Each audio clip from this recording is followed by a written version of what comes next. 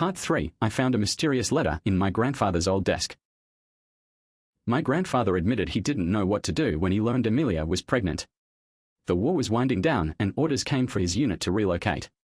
He promised Amelia he would return for her and their son, but reality was far less forgiving. Once back in the US, he faced immense challenges. Post-war bureaucracy, limited communication, and financial struggles made fulfilling his promise nearly impossible. He wrote that he tried everything he could think of, sending letters through military channels, reaching out to friends still stationed in Europe, and even writing to the Red Cross for help. But as time went on, the letters stopped coming. He admitted that at first, he believed Amelia had given up on him. Perhaps she had moved on, thinking he had abandoned her. But he also recognized that she may have been unable to respond due to circumstances beyond her control. His greatest regret was not knowing the truth about what happened to her or their child. He confessed that he carried this burden into his marriage with my grandmother. While he deeply loved her and their life together, a part of his heart was always with Amelia and the son he never got to know. He described it as a shadow that followed him everywhere, a reminder of the family he lost before he even had the chance to truly know them.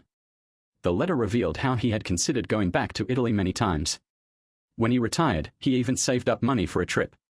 But as the years passed, he grew more fearful of what he might find or not find. He wrote, "What if they don't remember me? What if they don't want to? Or worse, what if they are gone and I'm too late?" Ultimately, he never made the trip. He didn't want to risk reopening wounds, both for himself and for Amelia's family, if they had moved on. The weight of that decision stayed with him for the rest of his life. In closing, he wrote, "I know I failed them. I hope you don't think less of me for it. But I want you to know this part of me because I believe you'd understand. I don't know if you'll ever want to seek out this piece of our family, but if you do, know that you have my blessing and my love."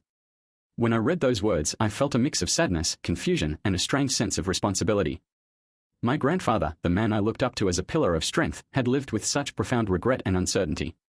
And now, he had passed that story and the choice of what to do with it onto me. Follow for Part 3.